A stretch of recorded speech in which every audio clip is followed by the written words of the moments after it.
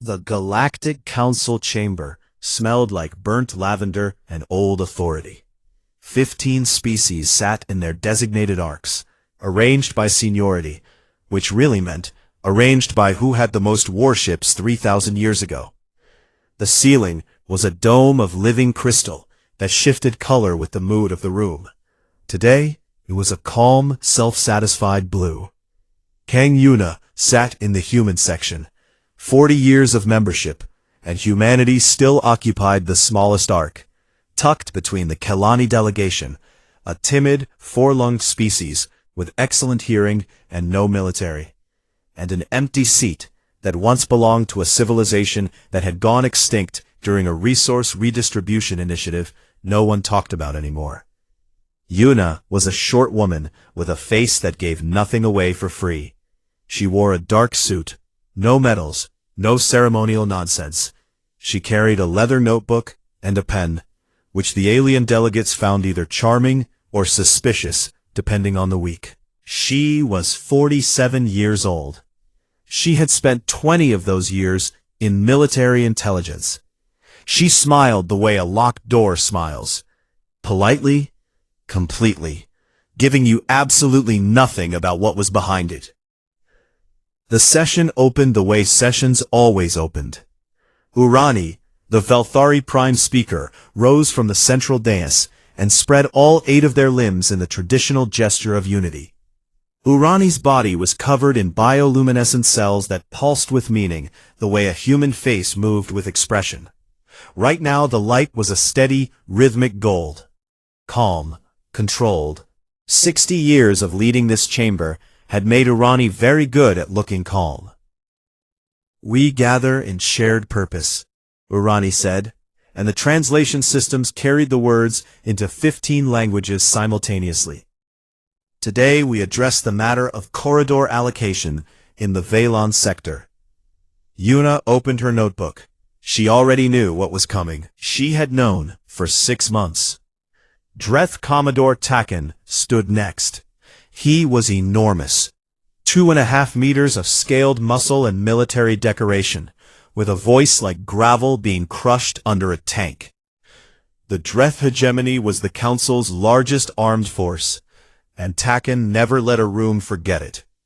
He projected a map of the Valen corridor onto the chamber's central display. The corridor was rich. Minerals, fuel, rare elements, open space for colony development. It was the most valuable unclaimed territory in the sector. "The Dreth hegemony proposes a development cap on the Valen corridor," Taken said, "to ensure equitable access for all Council species. No single member should expand beyond a fair share." Fair share. Yuna wrote the words in her notebook and underlined them. Twice. The Alessi trade envoy, Milu, clicked forward on too many legs and seconded the proposal with a wall of economic data. Milu was insectoid, linked to a hive mind that processed information collectively. When the consortium was stressed, Milu's wings vibrated. Right now, they were still. The consortium was confident. The data was clean, professional. It showed how capping human expansion would stabilize regional growth and prevent resource monopolization. It was, if you didn't read carefully, very reasonable. If you did read carefully, it was a cage. Humanity had been growing. Not fast, not by galactic standards, but steadily. And the older species had noticed the way you notice a vine climbing your wall. Cute at first, then suddenly it's in your gutters. The cap wasn't about equity. It was about making sure the vine stayed decorative. Yuna listened to all of it. She did not speak. She did not raise an objection. She did not request time for a counter-proposal. She sat with her pen resting on the page, and her face arranged in the expression of someone listening politely to directions she had no intention of following. At the other end of the human arc, Han Juwan sat with his arms crossed. He was the youngest member of the delegation, late 20s, intelligence liaison. He had a pen he never wrote with, just clicked it when he was thinking. Right now, the pen was silent. He was watching Urani. Next to him, Shin Nari had her data slate face down on the table. Nari was the chief strategist for Earth's diplomatic corps. Mid-30s, sharp in the way that made people uncomfortable at parties. She had a habit of eating snacks during classified briefings because she said, "Panic burns calories." Her bag was already packed. It had been packed before the session started. The vote was called. Urani asked each species to register their position. The Dreth voted yes, the Alessi voted yes. One by one, the senior species fell in line. The mid-tier species followed, because mid-tier species always followed. The Kalani abstained, because the Kalani always abstained. Humanity, Urani said, turning their luminous gaze toward the small ark. How does Earth vote? Yuna closed her notebook. She stood up. Behind her, Juon stood. Nari stood. The two aides stood. All at the same time, the way people stand when the standing was decided long before the meeting began. Yuna pushed her chair in. She straightened her jacket.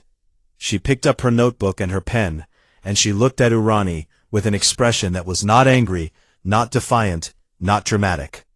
It was the expression of someone finishing a meal at a restaurant that had disappointed them for the last time. She walked out. No speech, no counter-proposal, no protest entered into the record. Just the sound of 5 pairs of shoes on the crystal floor, getting quieter. The translation systems kept running. The dome overhead shifted from blue to a confused, muddy amber. Urani's bioluminescence stuttered, a crack in the pattern, there and gone, like a glitch in something that was not supposed to glitch. In the silence, Suha, the young Kalani observer, did the only useful thing anyone in that chamber did. Suha looked at the human delegation's table. The water glasses were untouched. The chairs were arranged. The data slates had been collected. Everything was clean. They had never planned to stay. Urani stood at the dais for a long moment. The chamber waited. 15 species, minus 1, waited for the speaker to say something that would make this make sense. To put it in a category that had a protocol attached to it. We will proceed, Urani said, to the next agenda item. Nobody moved. The dome above them could not find a color for this. It cycled through amber, gray, a sickly violet. It settled on nothing. For the first time in the chamber's 300-year history, the crystal ceiling went dark. 72 hours after humanity walked out of the Galactic Council, the most powerful institution in known space discovered something it had never experienced before. It was being ignored. Every diplomatic channel to Earth was open. The communication arrays were active. Handshake protocols confirmed that every message had been received, logged, and filed. The humans were not blocking contact. Their systems were functioning perfectly. They were simply choosing, with what felt like enormous, deliberate calm, not to answer. Urani had sent 9 messages. Formal requests, diplomatic invitations, a personal note, which was unusual for a prime speaker, and which Urani had agonized over for an hour before sending. The personal note used the Velfari phrase for "let us speak as those who share a sky," which was about as emotionally vulnerable as Urani ever got. Read. No reply. The emergency session convened on the 3rd morning. The chamber was full, but it felt emptier. The human orcs sat vacant, and the empty chairs radiated the kind of silence that fills a room after someone leaves in the middle of an argument. Not the silence of peace, the silence of a door that closed too quietly. Takon was the first to speak. He stood at his full height, and his scales caught the light in a way that was designed, over millennia of evolution, to make other creatures step backward. "This is an insult," he said, "to this body, to every species seated here. The humans have spat on the process, and we are sitting in the puddle, debating the taste." He proposed a military show of force, a fleet deployment to the Sol system border. Not an invasion, not yet, but a reminder, a physical, visible, heavily armed reminder that the council was not a thing one walked away from. Milu clicked forward. The Alessi envoy's wings were vibrating now, a low hum that everyone in the chamber could feel in their bones. When the consortium was stressed, it processed faster. Milu was running projections live, and the data was not making the wings stop. Before we discuss military options, Milu said, and the translation systems gave the words a flatness that did not match the vibrating wings. The consortium would like to share updated trade modeling. The projections filled the central display. Columns of numbers, flowcharts, dependency maps. The council ran on trade, and trade ran on networks, and the networks, Milu paused here, wings at maximum frequency. The networks had been shifting. For 6 months, humanity had been renegotiating bilateral trade agreements, quietly, individually, not through the Council's mediation framework, which meant not subject to Council taxation, which meant the deals were better. 17 species had signed new agreements with Earth in the last half year. 8 of those species were currently sitting in this chamber, pretending they hadn't. The room did not take this well. Accusations flew in 6 languages simultaneously. The translation systems struggled. Urani's bioluminescence strobed in sharp patterns that meant something between order and I will personally dismantle whoever speaks next. It took 11 minutes to restore silence. Suha, the young Kalani observer, sat through all of it with 3 of 4 lungs held in a breath. Suha was junior enough to be invisible, and smart enough to use that invisibility well. While the senior species were shouting about betrayal, Suha had pulled up the publicly available trade filings from the last 2 quarters, and was reading them very carefully. The data told a story that nobody in this room wanted to hear. Humanity had not just renegotiated trade deals, they had built supply chains, independent ones, routes that bypassed council relay stations, medical shipments to rim-world species who had never received council aid, communication networks that didn't run through council infrastructure. A shadow architecture, not hidden exactly, but built so quietly and so patiently that no one had noticed it rising around them like water in a bathtub. Suha raised a hand. It took 3 minutes for anyone to notice. "Has anyone here," Suha said, in a voice that was designed by evolution for carrying across large open plains, "actually read the humans' trade data from the last 6 months?" The question landed like a pebble in a pond, and the silence that followed was the ripple. On Earth, 12,000 light-years away, the mood was different. Shin Nari sat in a briefing room in the Geneva Diplomatic Complex, with her boots on the table and a bag of dried squid in her lap. The main screen showed a real-time feed of council communication attempts. Nari had organized them by species, urgency level, and what she privately called the desperation index, which measured how many times the word unprecedented appeared in each message. The Dreth were at 11. "They're going to try sanctions next," Nari said, pulling a squid strip apart with her teeth. "Taken's been building toward it for 2 days. He'll frame it as economic pressure, but his supply chain people will kill it before it reaches a vote. They can't sanction us without sanctioning the 17 bilaterals, and half of those species will scream." Fleet Admiral Bak Doha stood behind her, hands clasped behind his back, watching the screen the way he watched everything, like deep water watching the shore. He had grown up on a mining colony orbiting Titan. He spoke slowly, moved slower, had a face that communicated nothing except the general suggestion that you should not test him. "Fleet positions?" he asked. "3rd and 7th are in holding patterns. Valon corridor assets are nominal. No movement from the Dreth border." Nari ate another squid strip. "They're barking. They haven't decided whether to bite." In the adjacent room, Yuna sat at a desk writing letters. Actual letters on actual paper, with the pen she had carried into the council chamber. She was writing to ambassadors, 17 of them. The letters were personal, specific, and not transmitted through any electronic channel. They would be delivered by courier, hand to hand.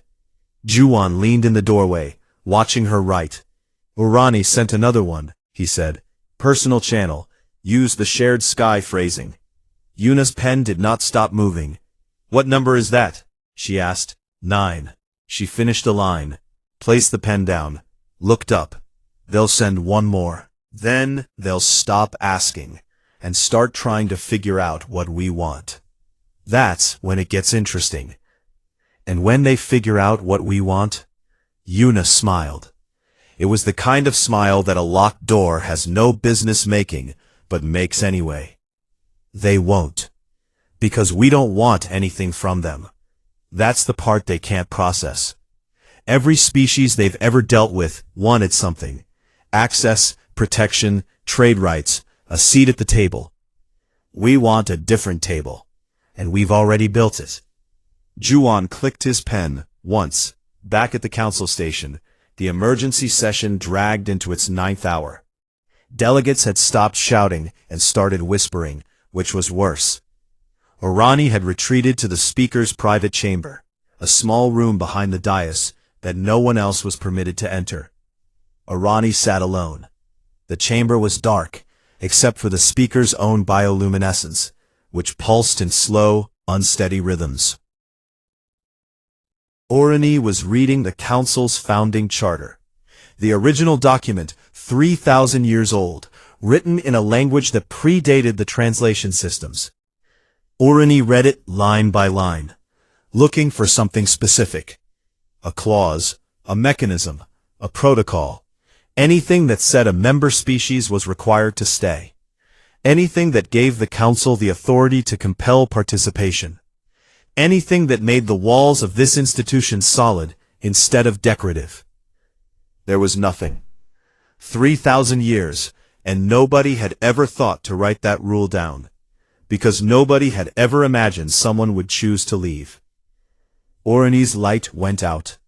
Not a flicker, not a stutter, a full, voluntary darkening that in Velthari physiology meant something so deep there was no translation for it in any other language. The closest approximation in human terms would be the moment a person realizes the house they have lived in their whole life has no foundation. That it has been floating this entire time. That gravity simply hadn't noticed. In the dark, Urani said nothing. The founding charter glowed faintly on the reading screen, waiting to be useful. It had nothing left to offer. 1 week after the walkout, the cracks started showing. Not in humanity, in everything else. The first sign was small. The Pelori, a mid-tier aquatic species with no military and excellent biotech patents, reduced their council delegation from 12 members to 4. No explanation was given. When Urani sent a formal inquiry, the Pelori ambassador responded with a single line. We are reallocating diplomatic resources to emerging opportunities. Emerging opportunities. The phrase landed in the council chamber like a grenade with the pin pulled out and left sitting politely on the table. 2 days later, the Yamathi and the Serene, both minor species, both Rimworld, both historically silent in council votes, did the same thing. Delegations cut, resources reallocated. No formal complaints filed. Just a slow, quiet withdrawing of attention, like guests at a party gradually moving toward the door, while the host was still talking. Taken watched all of this from his station, and felt something he was not built to feel.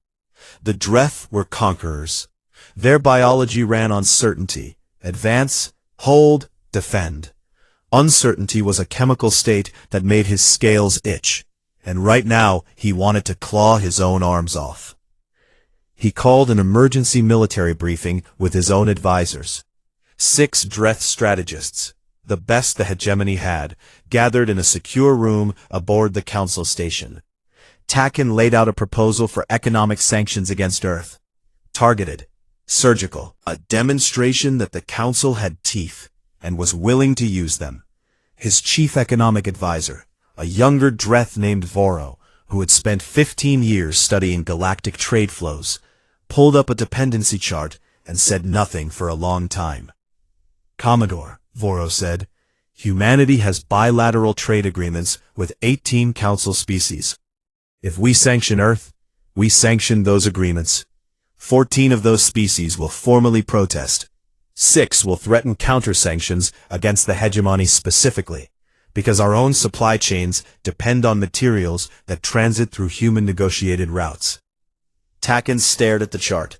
The lines connecting Earth to the rest of the galaxy looked like a web. Not a web that trapped, a web that held things together. Pull one strand, and the whole structure shivered. When did this happen? Takken asked. Over the last 3 years, Commodore. No single agreement was large enough to trigger a review. Takken dismissed the briefing. He sat alone in the room for an hour, staring at the dependency chart, and understood for the first time that he was not dealing with a species that had panicked and run. He was dealing with a species that had spent years building an exit before they used it. The Alessi Consortium's projections leaked on day 9. Nobody admitted to leaking them. The data spread through back channels and private diplomatic networks like ink and water, and the picture it painted was devastating. A fully independent human trade network, the one Earth had been quietly constructing, would be more profitable for Rimworld species than Council membership. Not slightly more profitable, significantly. The Council's economic model taxed all trade that flowed through its infrastructure. Humanity's model didn't. The math was not complicated. The math was, in fact, embarrassing. Milu stopped presenting data in open sessions. When asked why, the Alessi envoy said the consortium was recalibrating projections, which was the hive mind equivalent of a person putting their head in their hands and breathing slowly. On day 10, Suha received a message. Private channel. Unregistered source. The message contained coordinates for a neutral station on the rim, a trading post operated by a species not affiliated with the Council, and a time. Nothing else. Suha went. The station was small, functional. It smelled like engine grease and something floral that Suha's 4 lungs couldn't identify. Yuna was waiting in a back room, just her, no aides, no guards. She was sitting at a metal table, drinking something dark from a ceramic cup. Thank you for coming, Yuna said. She gestured to a chair. Suha sat. The chair was too tall for Kelani anatomy, so Suha's feet dangled slightly. This was, Suha realized, the first time in 3 years of council observation that anyone had invited Suha to a meeting that mattered. Yuna did not negotiate. She did not offer terms.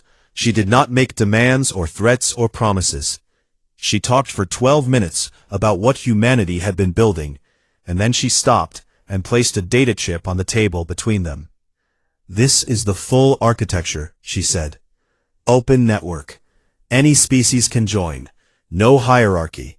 No senior members. No weighted votes. No caps on growth. She pushed the chip forward with one finger. Show it to whoever you think is ready to see it. Suha looked at the chip. It was small, physically insignificant, the kind of object you could lose in a pocket. Why me? Suha asked. Yuna drank from her cup. Because you asked the right question in that chamber. You asked if anyone had read the trade data. That means you read it yourself, which means you're paying attention. Which means you're exactly the kind of person the council has been designed to ignore. Suha picked up the chip. It weighed nothing.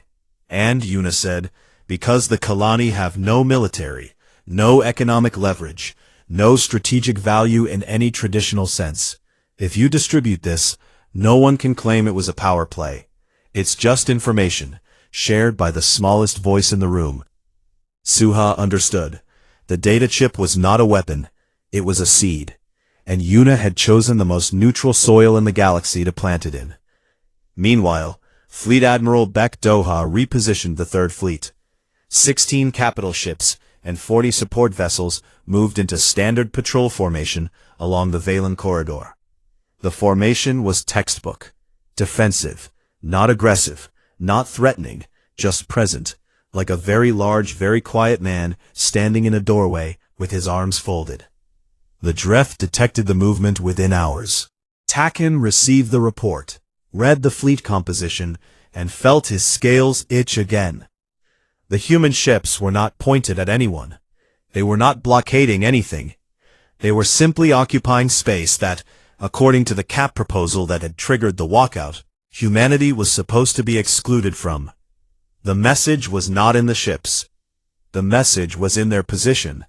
We are here. We did not ask permission. We do not intend to. On day 12, Urani made a private call. Unrecorded, unlogged.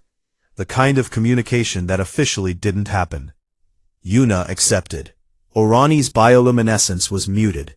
The patterns were tight and controlled. The Velthari equivalent of someone choosing every word with extreme care. Ambassador Kang, Urani said, I am asking you to return to the chamber.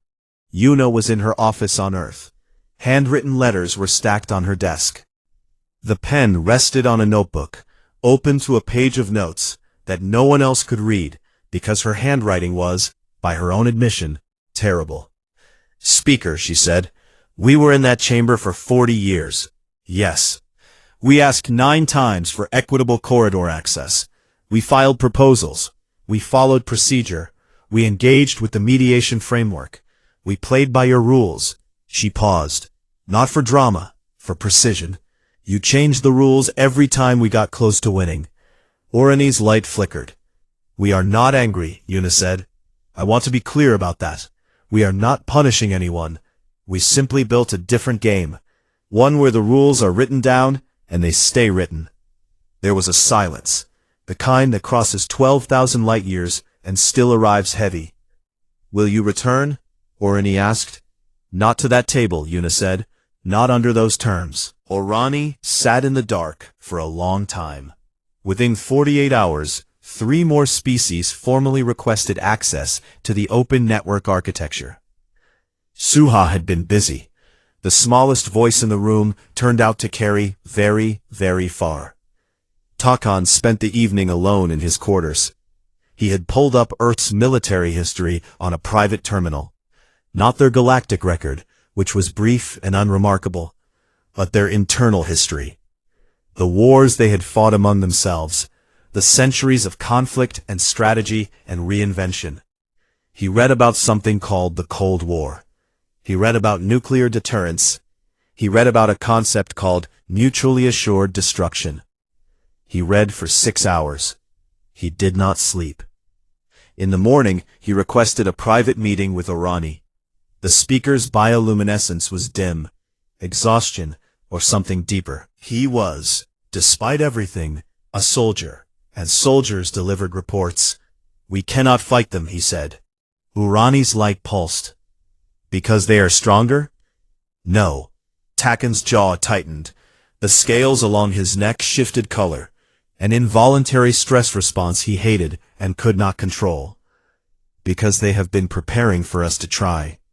Everything they have done, the walkout, the silence, the network, the fleet positioning, it is not a reaction.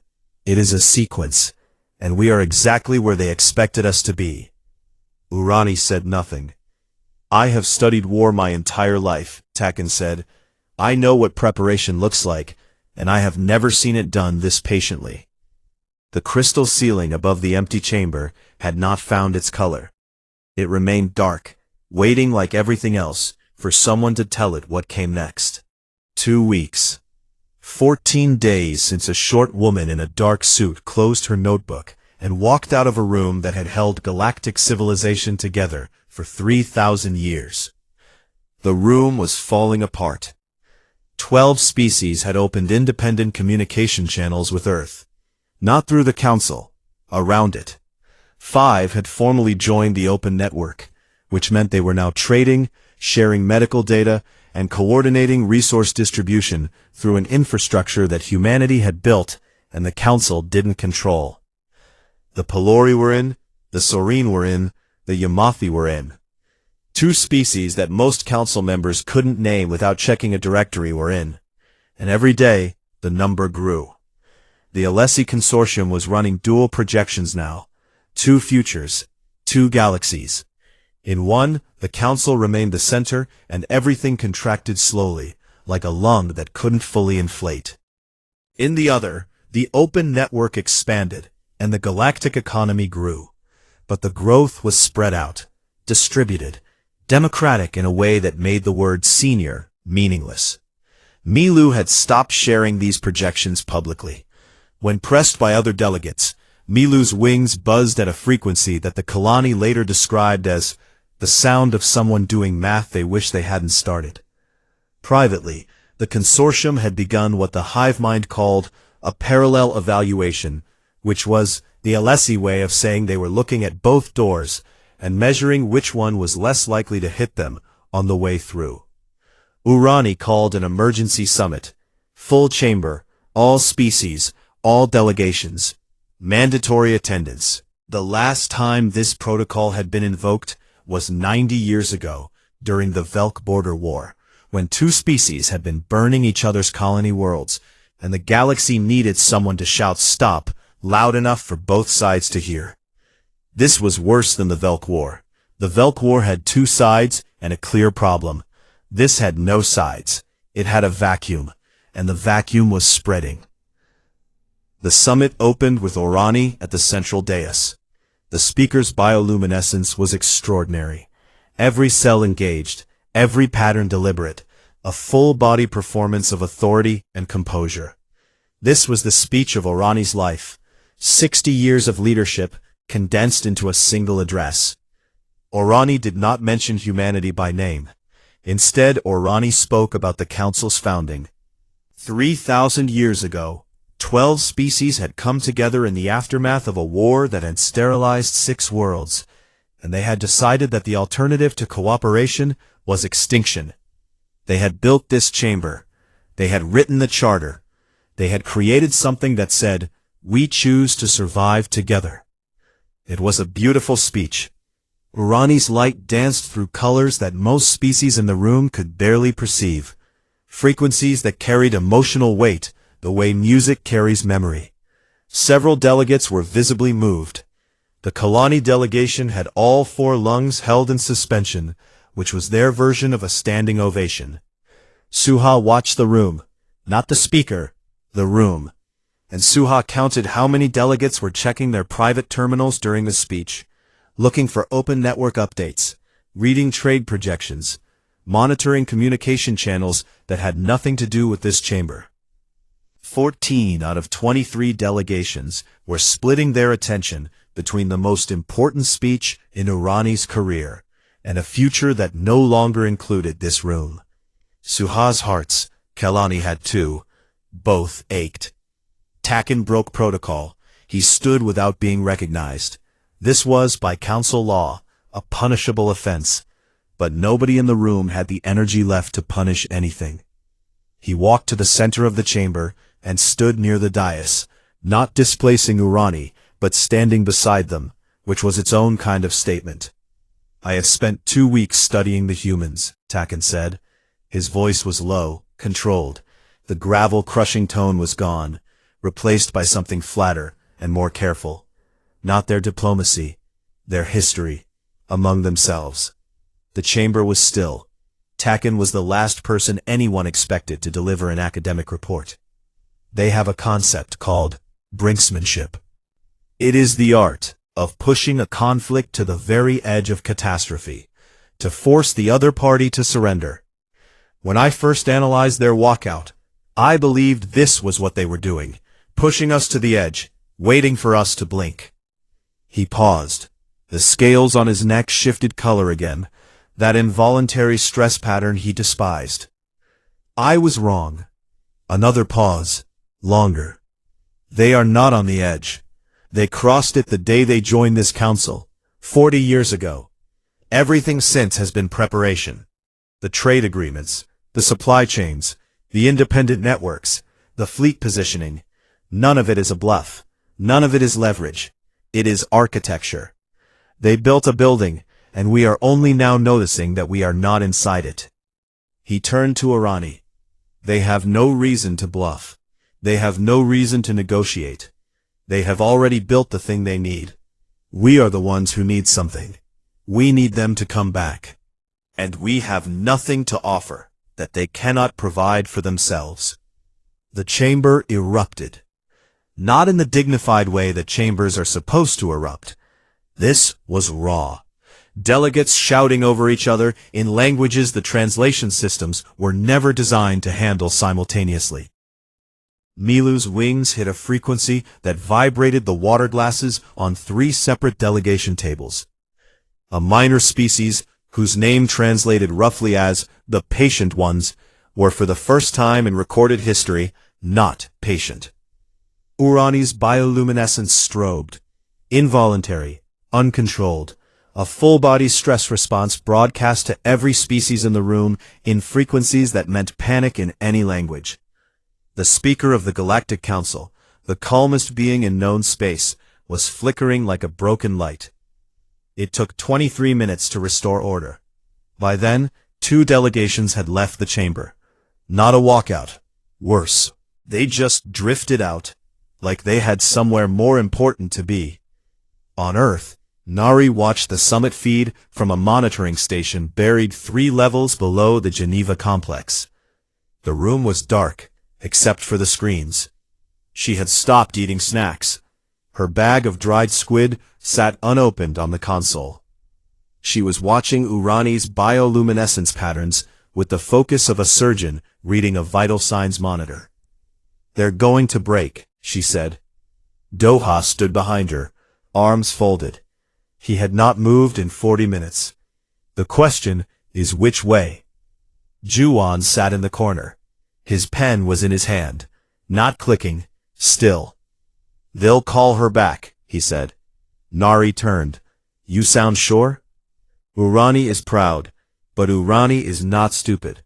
And Urani knows the difference between losing a negotiation and losing the institution. They'll sacrifice the first to save the second. Click, one single click. They'll call her back, but they'll do it right. Formal. On the record. He was right. The formal request came 6 hours after the summit collapsed into recess. It was drafted in the old Velthari diplomatic language, not the modern trade dialect that the council used for everyday business, but the ancient ceremonial form. The form reserved for addressing sovereign peers, species of equal standing, civilizations that had earned, through age and power and contribution, the right to be spoken to as equals. The form had not been used for a species younger than 5,000 years. Humanity was 300. The request was transmitted on every official channel simultaneously. Public. Undeniable. A full institutional admission that the council was not summoning a junior member back to its table. It was asking a peer to consider returning. Yuna read it in her office. The handwritten letters were gone from her desk. Sent, delivered, answered. The notebook was open to a fresh page. The pen rested in her hand. She read Urani's words twice. The ancient Velthari forms were dense, beautiful. Each phrase carried centuries of meaning. The request was, in its own way, a masterpiece. The kind of document that would end up in archives and textbooks. The kind of surrender that managed to feel like an offering. Juwan was in the doorway. She could hear his pen, silent, waiting. "How long do we let them wait?" she asked. He didn't look up from whatever invisible point he was studying in the middle distance. Click. 3 days. Yuna set the request down. She picked up her pen. She began to write. Not a response. Not yet. She was writing names. Species names. 23 of them. Next to each name, a single word or phrase. What they needed. What they feared. What they would accept. She was building the room before she entered it. 3 days. Not a punishment. A pause. Long enough for every species in the council to sit with the request and understand what it meant. Long enough for the ones who hadn't joined the network yet to do their own math. long enough for the full weight of the moment to settle into the bones of an institution that was, for the first time in its ancient life, learning what it felt like to need someone who did not need it back. 3 days. Then she would walk back in, and everything would be different. The Central Accord Hall was a room built for endings and beginnings. It sat at the heart of the council station, a massive circular chamber with a domed ceiling made not of living crystal, but of transparent alloy, open to the stars. The hall had been used 4 times in 3,000 years. Each time, the galaxy had walked in as one thing, and walked out as another. Yuna arrived on the morning of the 18th day. She did not arrive alone. Behind her walked Doha, Nari, Juan, and a delegation of 40, human diplomats, analysts, military liaisons, and at the rear, representatives from 7 species that had already joined the open network. The Pelori, the Serene, the Yamathi, 4 others, small species, rim-world species, the kind of civilizations that the Council had spent centuries treating as background noise. They walked into the Accord Hall in formation. Not military formation, something looser, more natural, the way people walk when they have chosen to walk together rather than been ordered to. But the effect was the same. Every species in the chamber watched them enter, and every species understood the arithmetic. Yuna was not returning as a junior ambassador requesting permission to speak. She was arriving as a peer, carrying allies. The optics were architecture. Nari had designed them. Urani stood at the central dais. The speaker's bioluminescence was steady, not the forced steadiness of the summit. This was different. Calmer. Resigned in a way that wasn't defeat, but something closer to acceptance. The patterns shifted slowly through deep blues and silvers, which in Velthari meant something like, "I see what is happening, and I will not look away." Yuna walked to the center of the chamber. In the Accord Hall, the central position was traditionally reserved for the speaker. Urani did not step aside. Yuna did not ask them to. They stood together at the dais, separated by a meter of empty space, and for a long moment, neither spoke. Urani's light pulsed once, a single slow ripple, from core to extremities. In Velthari, this meant, "I see you." Yuna gave a small nod, the human equivalent, which lacked the eloquence of bioluminescence, but carried its own weight. Then she spoke. No data slates, no projections, no holographic displays or economic models or fleet deployments. She stood at the center of the most important room in the galaxy and talked about a fishing village. "Where I come from," she said, and her voice carried easily in the chamber's acoustics, designed 3,000 years ago to make every whisper audible. There was a village on the southern coast called Tongyong, a fishing village, small, the kind of place where everybody knew each other's business and pretended they didn't. 23 species listening to a story about fish. The families in Tongyong shared their boats. Not because they were generous, they were not especially generous people. They argued constantly, about territory, about catch sizes, about who had repaired the nets last, and who was pretending they hadn't noticed the hole. They shared boats because no single family could afford to lose a season. If one family's boat broke, and they had no catch, and they had no income, they couldn't buy supplies, and the families who sold them supplies couldn't buy fuel, and the families who sold fuel couldn't maintain the dock, and within one winter, the whole village was eating its own savings. She paused. Let the silence work. Cooperation wasn't an ideology in Tongyong. It was math. You shared the boats because the alternative was everyone starving separately. Made eye contact, or the species-appropriate equivalent, with as many delegations as she could. This council was built on that math. 3,000 years ago, 12 species looked at the wreckage of a war and did the calculation, and decided that cooperation was cheaper than extinction. That was good math. That was right. Her voice dropped, not to a whisper, to the register that people use when they are saying something they have practiced, but still mean. The council forgot the math. You started building bigger boats for yourselves, and asking the rest of us to swim. The chamber held its breath. All lungs, all species. Yuna reached into her jacket and produced a data slate. She placed it on the dais.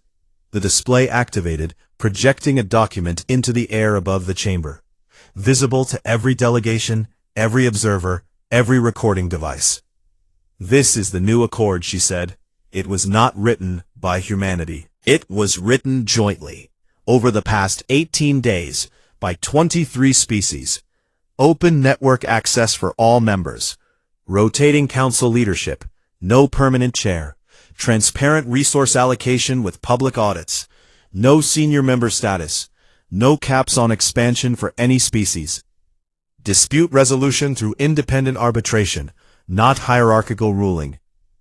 She stepped back from the dais. It is, in structure, the opposite of everything this institution has been, and it is open for discussion. The chamber buzzed. Translation systems worked overtime. Delegates conferred in tight clusters. Data analysts on every delegation pulled the document apart, line by line, looking for traps, for hidden advantages, for the thing that would reveal this as a power grab dressed in fairness. They didn't find it. It was clean. Imperfect. Several clauses were vague. Some provisions contradicted each other. The economic modeling had gaps. But it was clean. No rigged scales. The kind of messy, honest document that could only have been written by people who disagreed about everything, except the basic principle that the rules should be the same for everyone. Taken stood first. The chamber braced. Every species knew the Dreth Commodore's reputation. Taken was a wall of scaled muscle and military tradition. He had argued for sanctions. He had proposed force. He was the voice that had been loudest in demanding that humanity be punished for its disobedience. The Dreth hegemony, he said, and his voice had that flat, careful quality it had carried since the summit, has reviewed this framework. Pause. It is inadequate. The chamber tensed. Nari, standing behind Yuna, felt her jaw tighten. Longer pause. Taken reached into his uniform and produced a data chip of his own. It does not go far enough. He activated the chip. A Dreth amendment projected beside the human document. Additional provisions. Protections for the smallest species, the ones with no fleet, no economic leverage, no strategic value. Guaranteed representation minimums. Resource sharing floors that ensured no species could be economically isolated. Emergency aid protocols that activated automatically, not by vote. The Dreth, the military empire, the conquerors, the species that had built its identity on strength, had written protections for the weak. The silence in the chamber was the kind that changes rooms. Suha, standing in the Kalani section, felt both hearts doing something complicated. 3 of 4 lungs forgot to breathe. Milu spoke next. The Alessi envoy's wings were still, completely still. For the first time in 2 weeks, the consortium's collective anxiety had resolved into something solid. The hive mind has reached consensus, Milu said. This process typically requires months for a decision of this scale. It took 11 hours.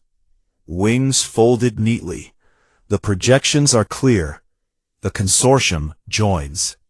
One by one, species spoke. Some enthusiastically, some cautiously.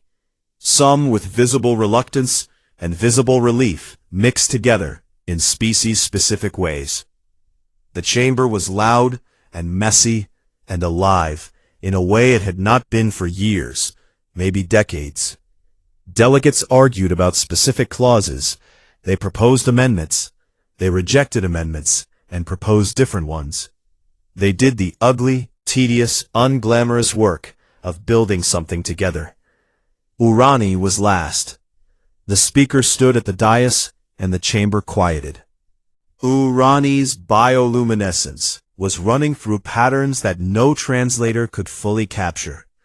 deep, layered sequences that carried 60 years of memory, of service, of belief in an institution that was now transforming into something Urani barely recognized. Then, Urani did something that no Velthari Prime Speaker had done in Council history. The light went out. Not a flicker, not a stress response, a voluntary, deliberate, full-body dimming. In Velthari culture, this was not defeat. It was release. The conscious surrender of authority. The acknowledgement that the thing you held no longer needed, or wanted, to be held. The chamber was dark, except for the stars visible through the transparent dome above. The council as it was, Urani said into the darkness, is finished. Light returned. Different patterns. Softer, slower, not authority, something gentler. Or the beginning of curiosity about what came next. Urani turned to Yuna. What comes next will be better. It must be. Because now, for the first time, everyone at this table can leave. The light pulsed. That single ripple, core to extremities. I see you. And that is the only foundation worth building on. The new accord was ratified. Not unanimously. 4 species abstained. 2 formally dissented and entered their objections into the record. It was messy, imperfect, full of holes that would need years to fill. Yuna wouldn't have trusted it if it were clean. After the session, the Accord Hall emptied slowly. Species lingered, talked in small groups, argued about implementation details. It looked, for the first time in weeks, like a room full of people who had decided to be in the same room. Juan found Yuna standing by the tall observation windows. The view looked out onto the station's central atrium, an engineered garden, several kilometers across, maintained collaboratively by 12 species. Trees from 6 worlds. Water features designed by aquatic civilizations. Flowering plants that bloomed in spectrums most humans couldn't see, but could feel as warmth on the skin. Juan stood beside her. Didn't speak. The pen was in his pocket. Yuna watched the garden. She was holding her notebook. Closed now, the pen clipped to the cover. My grandmother would have hated this place, she said. Too organized. She liked her plants half wild. Let them fight it out among themselves and see what survived. Juan almost smiled. She would have liked the fishing village part of the speech, though, he said. Yuna kept watching the garden. Alien species moved through it below, tending, pruning, planting. A Kalani was showing a Dreth soldier how to trim a vine without killing the root system. The Dreth was holding the shears like a weapon, and the Kalani was gently, patiently redirecting the grip. I made it up, Yuna said. The village, Tongyang. My grandmother was from Busan. Apartment block, 9th floor. Furthest thing from a boat you could get without leaving the peninsula. Juan looked at her. She did like fish, though, Yuna said. They stood there a while longer. 2 humans at a window, watching the galaxy try something new, saying nothing else that mattered. Below them, the garden grew in 12 different directions at once, and somehow, against all probability, the roots didn't strangle each other.